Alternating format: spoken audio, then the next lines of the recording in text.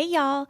Welcome to the Reckless Optimist podcast. My name is Megan. I'm a family nurse practitioner with a deep passion for mental health. On this show, we showcase guests who have shown tenacity, grit, mental strength, and who embody the word resilience. A quick disclaimer before we start. This show is not a substitute for mental diagnosis or treatment. We do recommend that if you're struggling with your own emotional well-being, you see a mental health provider.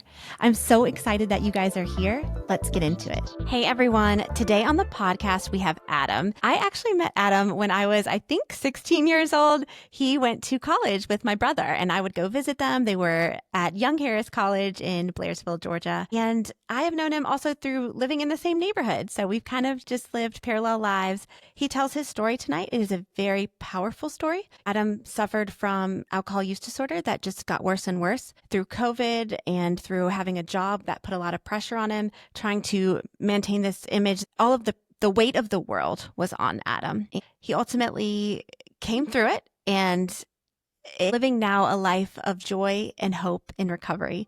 I know you guys are going to love this story, so let's get into it. Hey, everyone. Help me welcome Adam to the podcast. So excited that you're here today. So me and you actually know each other from a long time ago, right? Thank you for having me in, by the way. I'm honored to be here. I've watched several of your episodes before, and this is really cool. Really appreciate you having me on. But yes, we do know each other. Yeah.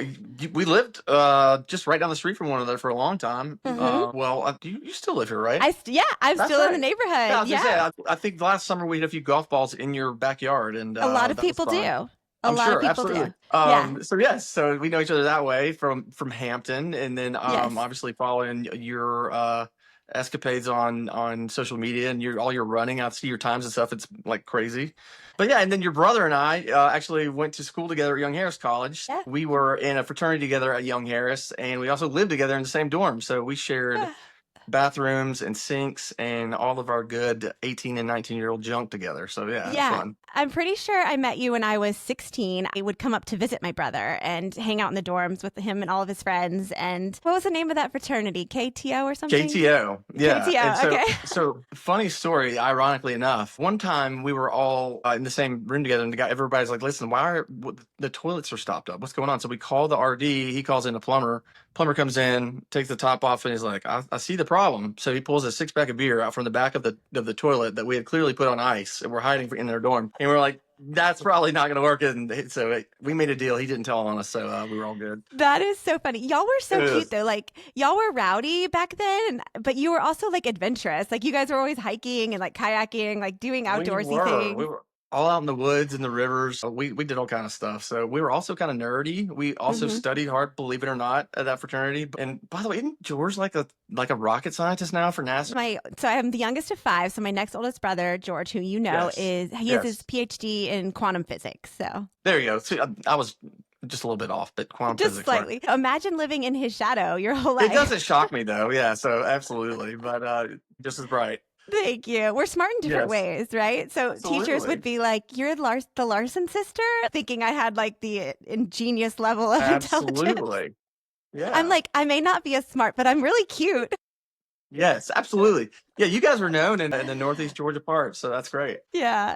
So we are going to start our episode out with a quote like we do each time. And so funny story about the quote I picked for you. I loved this quote. I saw it a few weeks ago and I was like, this will be great for Adam's episode. So allegedly, this quote was supposed to be from C.S. Lewis, who was one of my favorite authors growing up. The Chronicles of Narnia, Lion, Witch, and the Wardrobe. Loved Very him. influential. Did you read those too? Yes, very influential writer. I was like, I've read all of those books. When did he say this quote for Adam's episode? I'm curious. So I did a deep dive and I actually found out that he did not say this quote. He's been misquoted that he said this quote. So I will name the actual author of the quote. But yeah, so the quote goes, Yeah, I know. I'll tell you who the real author is. It's actually a funny story.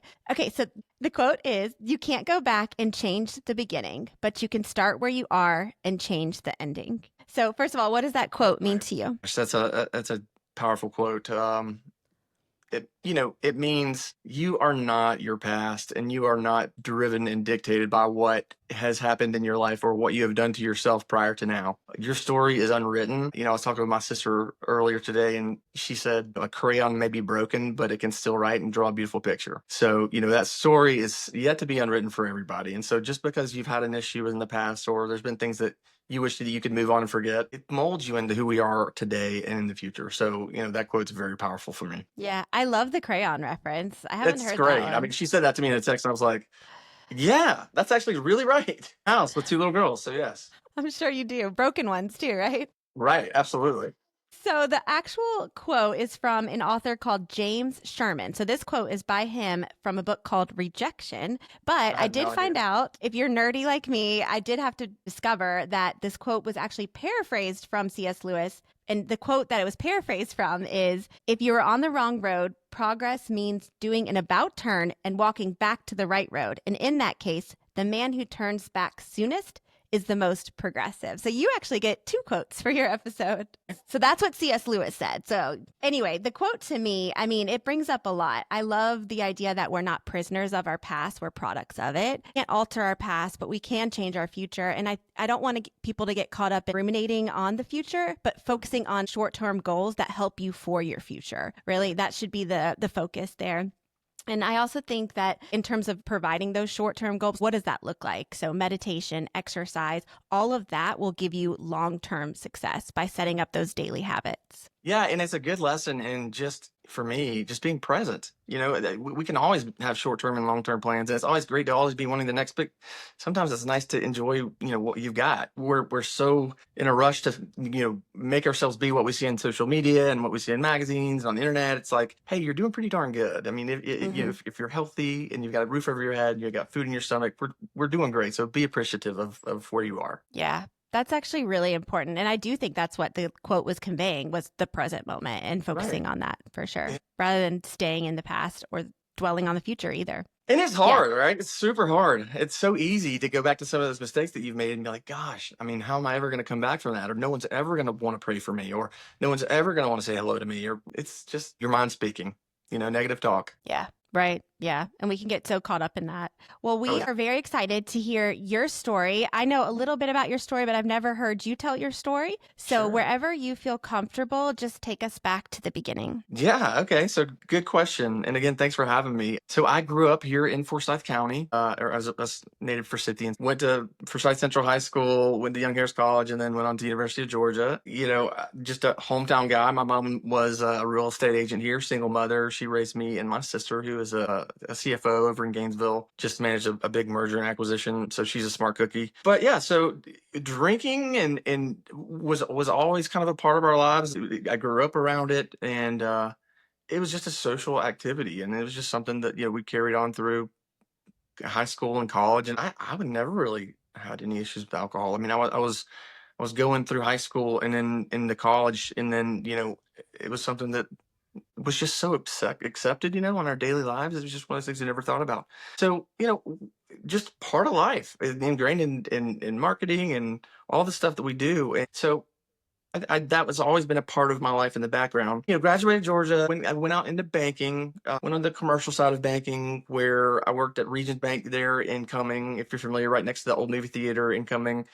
I still go by there and point to with my kids. I'm like, that was my office. So, and then I went into community banking just before 2007, and then obviously 2008 hit, and I went out of town, came back home one day, and the president of the bank on Monday said, we're under a cease and desist order. The bank shut down. We no more lending. And it's like, wait, what are you talking about? I just got married and built a house and all this stuff. It was a very trying time. So, worked through 2000, as everybody that's in our kind of age group did, but we did okay, did good, stayed in banking. But as a part of that, alcohol became really consistent throughout my life. And it was just something that became just a casual thing to a normal thing to a daily thing. And then before you know it, I mean, it takes over. But, as we kind of go further into it, my previous marriage ended in several years back. It was one of the things where I look back now, and alcohol was definitely a part of the problem. At the time, it was like, no,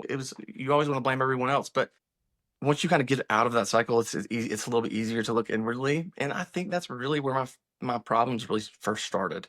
But at the same time, it was a great thing for me. So I adopted my first daughter, Gracie, and we still talk every week. Yeah. She called me and wished me a happy birthday. Deathly sick yesterday. So good things come from everything, and so from that, I still have her, and I have two little grandbabies from that. So I'm actually 43 and a granddad. So it's kind of, well, and I've got one on the way. So things in our life are just kind of crazy. But so yeah, I think that was kind of the beginning of things. And then, just oddly enough, it didn't really affect my life too negatively. Came out of that, got back on path, and stayed in banking and really saw some success. And I met my wife, and we remarried, and life was awesome. I mean, life was incredible. I was a mortgage banker in 2020, and if any of you guys that follow things, March the 13th of 2020, 9 out of every 10 homes in the country went under refinance. Rates were trending in the 6.5% to like 2.75 in the matter of a couple of days. And so it was just super busy and a very trying time. It's just one of those things where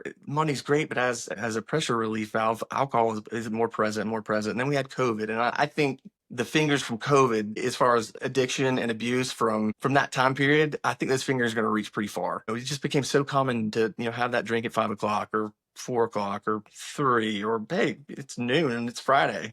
We're clocking out. That was an interesting time. But during that time frame, I met my wife Megan, and she is just such a blessing. We married, and I had our child Reagan in 2018, and she's a very precocious 7, going on 14, I think. But we've also had our daughter Emmy, who's just turned 3, and again we have one on the way.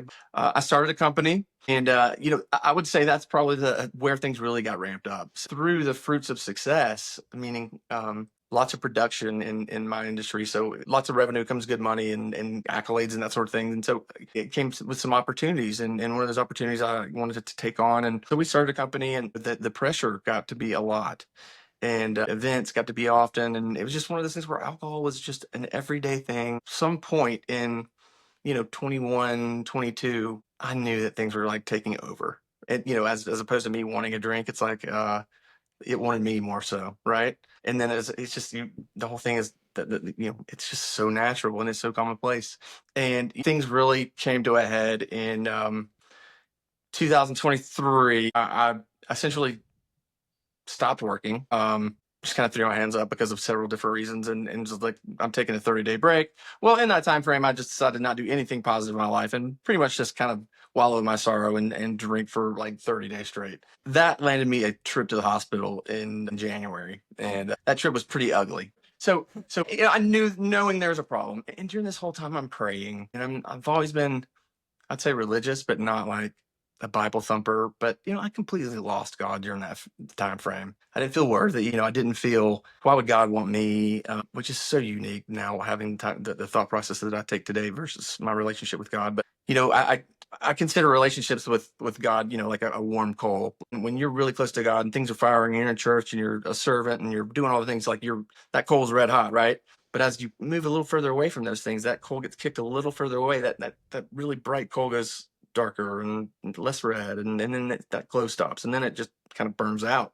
So at that point, my coal was so far away from the fire, I couldn't even find the fire. And I was just praying for God, and He wasn't answering my prayers, and couldn't understand it. Long story short, He does answer prayers. It's never, I wouldn't say never, it's not always how you want or on the time frame that you want. One of my very best friends, Will Hudson, along with my friend Kim Chapman, Colin Gravett, and Jason Harper, 4 of my very best friends, came over one day and just said, listen, we're worried about you. Something's happened. What's going on? Well, long story short, they took me to the hospital. I didn't really have much of a say in it, essentially. So got there, and my liver was enlarged to the point where the guy taking the picture said it was the largest he'd ever seen there. And he said that he was stunned that I was lucid. He was like, how we're having a conversation right now, I'll never understand, because my body was full of ammonia. My bilirubin level was off the chart. I was if you look at a gold bar, I was just bright, shiny gold, just a highlighter even. So it was crazy. And then, I eventually lost consciousness. I woke up, didn't really know where I was. And they told me, essentially, you need to have a liver transplant or you're not going to make it. We can't really do much for you here. And they didn't have any beds at Piedmont. And luckily, Piedmont Hospital is one of the best hospitals in the area for that kind of thing. And they just didn't have any beds. And so, at that point, I was kind of out of time. I didn't have a ton of time. We didn't really know how much, but my sister, who was, I mentioned earlier, who was, a CFO minded, doesn't take no for an answer kind of person. You remind me of her, actually. She went into her mode and just started calling folks. She's not I don't accept this because, and so she started calling everybody we knew. And eventually we figured out that the head of the hospital system was someone that we knew from our childhood. He came into the hospital room and sat us down and said, "Hey, listen, here's what we're facing." And it wasn't good. It was pretty grim. The bed opened up, and the very next morning, I went down in an ambulance. I remember the car ride because I was freezing cold, and I got there, and essentially, I thought I was going there to die. It was just one of those things, and they were telling me, the liver transplant has to happen. And I asked one of the doctors specifically. I said, "If there's a way that I can get out of this, and I do everything y'all tell me to do, is there a way that we can nurse this thing back to health?" He said, "No." He said that Adam, the cat is out of the bag. Have you ever heard the term? I said, yes. He said, your liver's done. It's not going to be able to sustain you for the rest of your life. So we're going to have a transplant. That was pretty devastating, to hear. The way I knew felt, I was like, I don't think I can make a surgery like that. And my will got a lot less vigorous. I didn't stop eating completely, but it wasn't enough. So I got on a feeding tube. That was horrible. And then eventually they tried to put another feeding tube in. I tried to take it out like 3 or 4 times. And this one doctor is this one lady. She said, "Listen, if you don't put this feeding tube in, you're going to die. And there's nothing you're going to be able to do about it." And I said, "Listen, if that happens, that's fine, but I'm not putting the feeding tube down my throat." I said, "Give me 24 hours. I'll eat whatever you want." And it was like something clicked at that moment. I was like, she just challenged me. And I don't know if it was a godsend or a whisper, but like, I'm hyper competitive in my mind. And she just challenged me. And I was like, no, I'm not going to say no to this. So I began to eat and just took, a stance of, I can do this, and started doing physical therapy in the hospital there, as painful as it was. And whatever reason, my numbers started to improve enough to where they said, "Listen, we can't do anything else for you until the transplant." So in that time, I had made a lot of friends and some enemies. The nurses, some loved me, some hate me, depending on how early it was in those phases. But one thing I do want to touch on, though, is people talk about the delirium tremens and withdrawal syndrome, and you can't explain it. It's the most horrific, crazy several days of your life that you can't even describe. I was hallucinating. I was seeing things that I just knew to be true. By the end of it, I had realized that I knew that these things weren't real, but I still had to figure out a way to process it. So my wife was going to sit down. I was like, "No, don't. You can't sit down. The dog's sitting there." She's like, "No, there's no dog." I was like, "Just humor me. Just shoo the dog off." And she did. And okay, everything's cool. So that lasted for days, and that was just so weird. And I just it's not a precautionary tale, but just from what I experienced, it was a period of days that I wouldn't wish on my very worst enemy. It was horrific. And made it through that.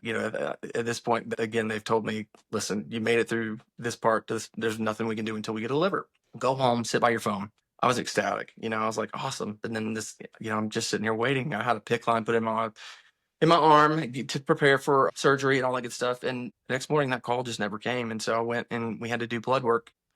It was about the same. And for whatever reason, those following few weeks, I was pretty weak, but I found a way to get up and move a little bit. And then I told my wife I wanted a gym membership just so I could go sit in like the hot tub. So I would go in there and just sit in the water. And then I eventually started swimming a little bit. And there was like power in the water, right? So for me, that was like my healing. We went after a couple of weeks of that, we went for blood work again. And for whatever reason, my numbers had drastically improved. The bilirubin level had dropped, function of the liver. It was breathing on me again almost. And so my doctor called me. He's like, "Listen, we're not going to do a transplant yet. Let's hold up and see what happens." And I was like, "No, I don't want to be taken off the list. I don't want to lose my spot in line." Because a lot that goes into that, and getting on that list is very difficult, especially with the number that I was as far as the immediate need of having the liver. So, that phone call's a little disturbing because I was like, "Listen, I don't want to hold off." And he's like, "Well, listen, we need to. I don't want to take a liver out unless we have to." And again, this is very grim to speak about. I just kept doing the things that I was doing. In February, I got out of the hospital in late January. February, I found my way to AA, and I walked in there, just was as yellow as a highlighter still, and just everybody knew what I was going through that were in those rooms, and they treated me like a person. I was like, wow, I'm accepted here. So months and months of that, and just continuing to work on my body and swimming, and my numbers just kept improving and improving and improving. And then in April of 24 last year, I got a phone call, and they, from my doctor's office, and every quarter they have a panel of 8 people that are on these transplant lists that meet and say, listen, these are the most serious cases that we've got to discuss. And mine had made it to that panel at the end of January. So at this time it was in April, and my case was still there. And they called me, my doctor called, they said, listen, you're being taken out of the program because you're being deemed too well for a liver transplant. And it's like, there's no way. So that was big. That was huge. And, I got that letter in the mail, and I still have that letter. It's just a process that you just keep going. And they say one day at a time. And those first few weeks and months, it was like 1 hour at a time, 1 3-minute block at a time. And that is no bullshit. I mean, you're fighting by the minute.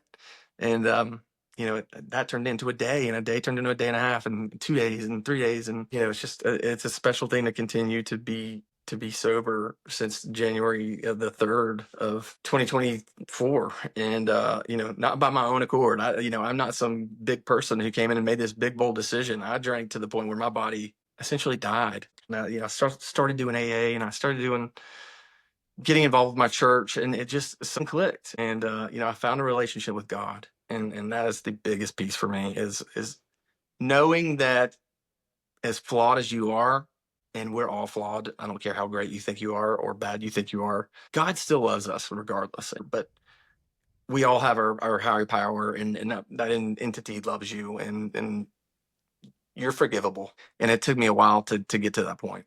A period of a bad period of your life doesn't make your life a bad life. It's a chapter that you can write past, as we talked about at the beginning of this episode. You're a period in your past. And I'm just so thankful my wife stuck with me, because there's a period where I thought I was going to lose her and the children, and that was as tough for her or more as it was for me. So not only did she have to worry about me, she had to worry about me and those 2 little kids that we have running around upstairs. So, very grateful, and our bond has just gotten so strong, and she's been so supportive. And, things are tough for a while, but I can tell you this: alcohol has never made one single thing in my life better. It has exacerbated or made worse everything. And, my doctor told me, he sat me down, and bald guy just like me, he said, listen, if you ever drink again, you're going to die. He said, you're going to die.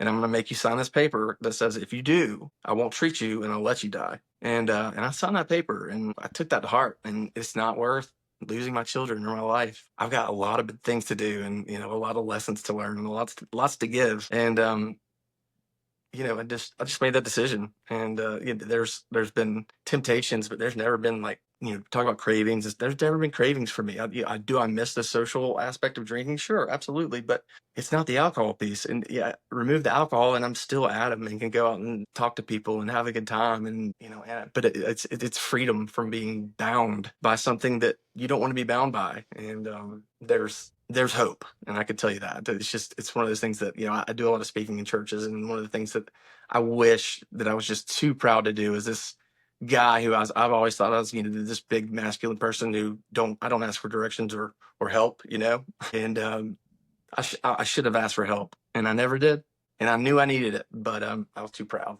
So it's a long story, and it's still being written to this day.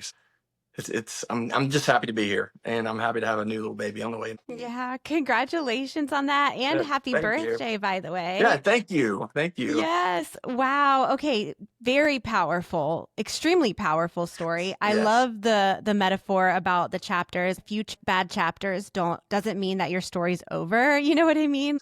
Yeah. Also taking it back to the quote that we started the episode out with. But yeah, I mean, Right. I can see the hope in your eyes. You exude hope now. And I didn't know you during that time that you were going through those dark times, but I kind of went through something similar in terms of what you were talking about. Like, I tracked with what you said about the being proud and not. That part was so hard for me, because I think I thought in my mind, if I ask for help, that's weakness.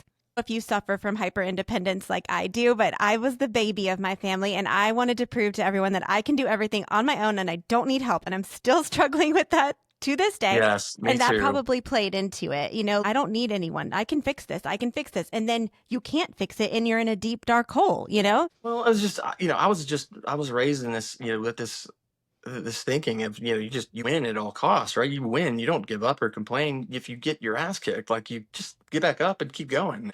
That has served me well and has hurt me at times. But for this, there was no recipe for me to win. There was no like willing myself out of this. I Mhm. didn't ask it for any help, but it's just one of those things that it got control of me. And I'm so thankful that it's just not a part of my life anymore. Yeah. Yeah. I have Yeah. some follow-up questions for you. Yes, So, please. your first year, tell us what were the things that kept you sober? Did you do a program? You had mentioned AA. Do you still go to AA? Kind of give us that take. Yeah. So great question. The first thing was that promise I made to my doctor that directly related to my ability to be there for my wife and my children.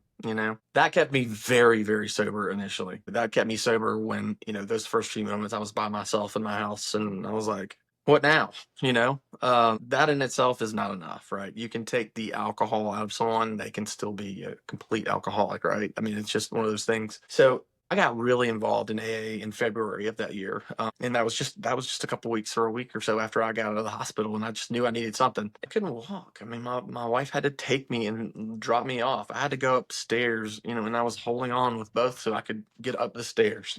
That's how I made my way into my first meeting, and like dragging myself in there. And I just kept going. I kept going, and I stayed involved. I wasn't working, and I was literally just trying to recover and get back to health and get back to a point where I could just sustain myself. Obviously now I'm working and trying to provide in an industry that's terrible right now. Obviously, mortgage rates are 7%. Nobody wants to sell their house for a reasonable price, but we'll all get there.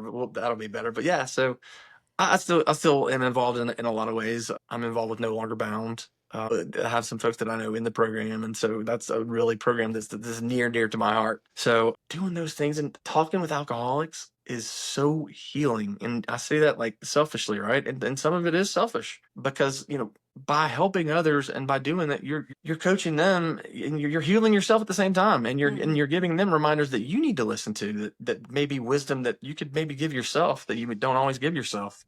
Mm-hmm. It's a constant learning for me. At this point, I feel competent just enough to never let my guard down. I know where and when I need to be and where I don't need to be, right? So I kind of had to go in some different circles and play in some different playgrounds. But then there's a lot of ways that I don't. There's a lot of ways I still run the same circles too. A lot of it is knowing your limits, right? Knowing where you are from a mindset perspective, and if you're strong enough to do that, then you put your mind to anything. It's a reminder, and part I keep two books on my desk. One is this one, the Bible, I and know this is that the one. other one. Yeah, Yep. you I may know know that one this one too. too. So those are the two that Yeah. I keep on my desk, and I have one The that I big call book. the 24 and 24. That's right. It's a little book that I keep with me. That's a daily reminder, like a daily lesson. I read that every single morning, and it's such good stuff. And every now and then I'll share it with my friends and family. But I like to read something in the morning and just have a positive mindset. And it's not always perfect. I tell my kids, if I can wake up and brush my teeth, make my bed, if nothing else, you did a couple things for the day. So you come home at the end of the day, you've got a nice made bed, right? That just starts the day on a good tempo. I think exercise is so important. I've always been into exercise. I was extremely competitive in CrossFit, and what's funny is, I mean, I never did a CrossFit workout not hungover. I mean, that is Wow. so embarrassing to say, but I was drinking the whole time I was doing competitive CrossFit, and that's just crazy because it's Hmm. it's it's you're tearing your body down in so many different ways. But now it's a lot of walking and swimming and lifting and just trying to stay active with the kids. And I've got another one on the way, like I said, so I'm going to be like on my cane come parents weekend in college at some point, right? No, you'll be fine. My daddy had me, I think he was 48 when I was born, and I was like, 48. yes, I was like hyper. I still am. And yeah, Oh he my kept up with me god, just fine. I wanted I'm to talk sure. I wanted to talk to you about I appreciate your vulnerability in describing the DTs, the delirium tremens. And Yes. so for listeners that maybe not they don't know what that is a withdrawal, a very, very serious withdrawal symptom that can happen for people who have drinking a lot of alcohol. And it can be a young person like you. It doesn't have to be someone that's older. However, it's very Right. scary because you can actually die. You can die from Yes. these DTs because of the seizures that happen. And then your body can actually overheat. Your You go heart. into like hyperthermia, and you can have cardiac issues. And you're absolutely right. The way you described your experience. So I was a labor and delivery nurse for 10 years, but I during your training, you have to go to medical surgical and see different patients. And I saw Right. patients detox from alcohol. And yes, hallucinations, seeing things that aren't there, crawling out of your skin, screaming impending doom. Like it is the worst substance to withdraw from. They had to put a pad on my bed that would set off all the alarm bells if I got out of my bed because I was trying to get up and just run away. I mean, specifically, I dreamed I was on this like riverboat. Like, have you seen those like riverboat gambling ships in Savannah, right? Mm-hmm. I dreamed I was on one of those. It was like during a Civil War era, but it was like a hospital ship, and it was just the most gore you've ever seen in your entire life. And I was stuck for days and days on end. But yeah, I mean, it's something that your body has to process and go through, and it's very dangerous physically. I mean, it's not just a mental thing. You can physically die. I mean, most people talk about all these hardcore drugs, but I mean, it's pretty wide. And you may correct me, but from what I've studied, alcohol is consensus the worst thing to detox from as far as just the damage it can do to your body physically. And Mm-hmm. God, I wish I would have educated myself earlier in life about how alcohol affects your body and crosses the blood-brain barrier. I mean, that it's negatively affecting things, but until you really do a deep dive as to how it's actually physically affecting your body on a daily basis, man, it's terrible. We could do a whole episode on Oh how my we're gosh. inundated with messages that it's good for you, though, and I think we're turning a corner a little bit now in 2025 with the I Surgeon agree with General you. coming out and saying, that it's carcinogenic, it directly causes breast cancer, esophageal cancer. However, before, I mean, 20 years ago, when we were growing up, it was the life elixir. I mean, everyone had a drink. Drinking was what the Mommy's doctor little helper. prescribed. Yeah. Yeah, exactly. You Thins know? your blood. Jesus drank it. There was all these Well, things people it's would just say. one of those things as a guy, we would get together and just, it was just a man thing just to have a couple fingers of bourbon, and just get together Hmm. and pound.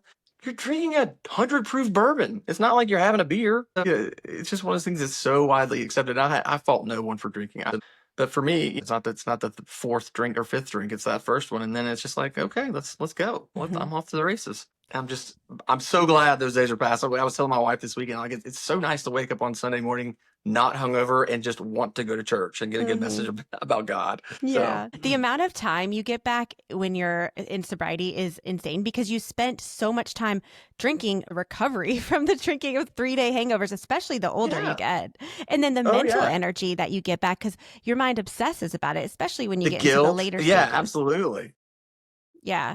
Yeah. It can be really hard. I wanted to ask you, how has your relationship changed with your wife and with your daughters? Oh my gosh, so much better. Oh my gosh, I'm so blessed. I came home from the hospital and I realized that I really didn't know my daughters as well as I thought I did. And they didn't know me as well as they thought they did. And so I was here, I was on my couch trying to recover myself back to health. And I spent every waking hour I could with them. I think a lot of that time spent helped my wife see that, I was in this thing for the long haul, not just, you know, showing an attempt to get better just to start drinking again, like a lot of folks do. It took a lot of time. When I came home from the hospital, talk about just a change. I was in a nice, quiet room all by myself all day, recovering. My wife was in trenches, putting up with the screaming and the diapers and the craziness and the traveling back and forth to school and then trying to see me. Like I had it easy. So, when I came home, the chaos, first thing I did was sit down on the ottoman and the chaos of just jumping around and going crazy. A lot of it was mentally. I just had to like leave the room and adjust back to okay, this is life again. Because there was a big reset that happened, and that reset was awesome. And it's been a. I'll never be able to fully make up for what I put my family through, but it'll be a lifetime of trying to attain forgiveness and living up to trying to be a good dad and a good husband and a good Christian. But my wife has just been an amazing figure in my life. She's a strong woman and she's had to make some really hard decisions. One of those was, kind of am I worth sticking around with? And part of that was me being there for the kids and being a good father and being somebody she could count on. And a lot of the stuff was, centered around me changing my mentality in a lot of ways. Alcohol can exacerbate a lot of negative things that we have about ourselves. So, if you're prone to some negative aspects, it'll just make those things worse. There's a lot of learning that had to go into with her kind of knowing me as somebody who's not drinking all the time. So we kind of had to relearn our whole relationship together. And so there was just a lot of growth that happened that just, I'm so grateful. I would never want anybody to go through what I went through. I mean, because the outcome was just so uncertain. But I'm so thankful that I did go through it because my relationship with her is so special, and that I wouldn't trade that for the world. Yeah, I think going Yeah. through what you guys went through can go one of two ways. One is the foundation is completely cracked and you can't rebuild it, or Yes. it wasn't cracked all the way and you were Right. able to build back on it. And it sounds like that's your journey with Megan, who's a lovely woman. Yes. I know her as well. She's a little Yes. baddie. She's like, she just She handles is. things. She does. She's a CrossFit coach, and Uh so huh. She coached she just me has that. back in the day. That's right. So she has Yes. that regimented, stern, the Mm-hmm. CrossFit coach mentality. So when she sets her mind to it, It's so funny. My very first class with her, I popped in and I was scared of her. She was so intense. she's intimidating. I She's was like, listen, very, I tell her all the time. I'm like, when I first saw you and you were boss everyone around, I was like, dude, who is this girl? she was so intense, but I could tell that it's because she really cared. She wanted you to be a good athlete. She wanted you to have the correct form and not get hurt. And I Right. appreciated that. I respected her. And, after a few visits, she warmed up to me and Right. smiled with me. But that Right. first day, I was Absolutely. like, don't mess A with her. She means little business. intimidating. Yeah. But Absolutely. in a good way, like she can back it Yes. up. Yeah. Yes. I So, wanted I wanted to ask you a few more questions. What sure. was the biggest challenge that first year? Like, what was the biggest hurdle you felt like you had to overcome? Man, so tough to answer. I would say, Megan, the biggest one is just kind of the loss of identity, right? I'm not going to say I ever faked who I was, but I will say I put up a great front a lot of the time.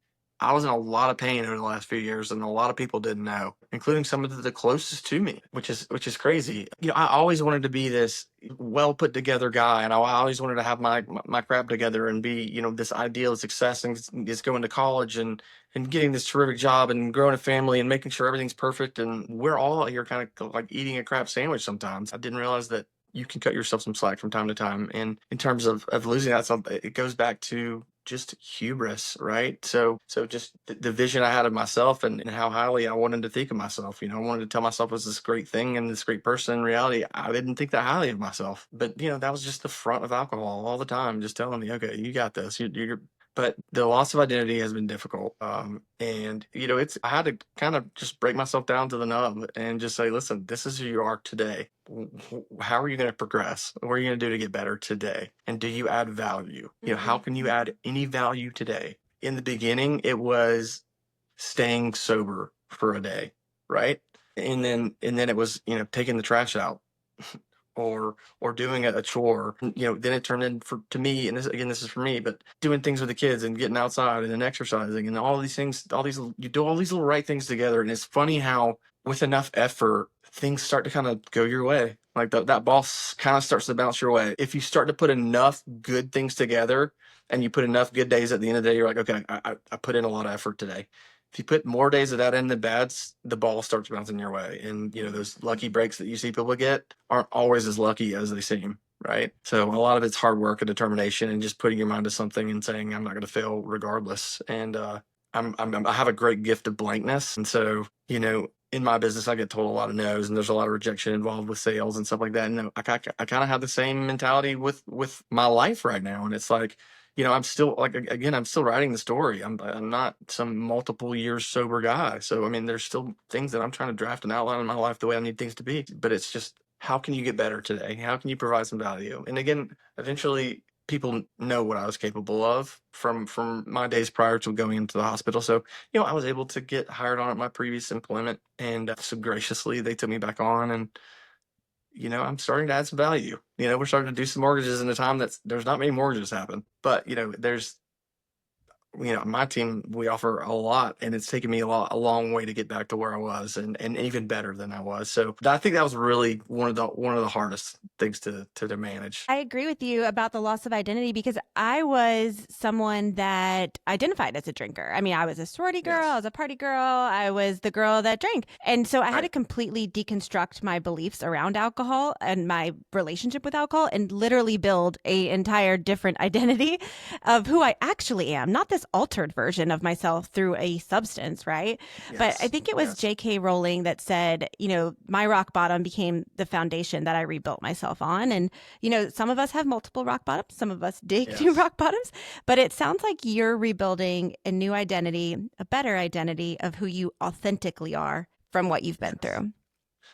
Yeah. 100%. Yeah. And, for me, it's just kind of breaking it down to my raw self and being honest with myself leads to being honest with everyone and about everything else in life, right? You Mhm. have to be honest with yourself and where you are with things and you're okay. And that's why I tell you, you're okay because you've made mistakes in the past. Like you're going to be okay. The sun's still going to rise and God's still going to love you and you're still going to have an opportunity to make somebody's day better or to do something positive the very next day. So it's just one of those Yeah. things. No, I agree with you. The honesty with yourself, I love that you said that because I was not. I was Right. completely in denial. I was not like, okay, you need to check yourself. I'm like, everything's fine. It's fine that I'm drinking in the morning. It's fine that I feel like I have Right. shakes the next day. Like, no, I needed to be raw and honest with myself about my relationship with alcohol. But I was one of those people that didn't want anyone to know my problems or myself to even think I had a problem. And that just Right. fueled and fueled and fueled. But I think like ultimately, like what connects us, this humanity and this connection, is the suffering and the vulnerability, not all these fake masks that we wear. And I don't connect through people through that. I connect through No. this, through what we're doing. Yeah, one of the things I tell people is like, well, don't you feel weird about going to AA? I'm like, no, I fit right in. They're my people. Yeah. I tell one people one of the best advice I ever got was from this old guy who was 81 years old who spent 30 years of his life fleeing the cops in Belize and spent committing 10 felonies and went to prison for 30 years. And some of the stuff that guy tells me to this day, um, are life lessons, right? It's just so you never know who you meet in those rooms. You never know what's going to have a positive impact on you and during this journey. It's What's so cool about the rooms though, and the rooms is metaphorical for any recovery group, but is it's yeah, everyone. You're going to have doctors, you're going to have lawyers, you're going to have teachers, you're going to have nurses, you're going to have homeless people. I mean, it doesn't discriminate. Alcohol use disorder addiction doesn't discriminate. Any profession, anyone around the world can have an no, issue with it, and we that's all right. come together and connect through that. Yeah. Yeah. I have a question for you. Sure.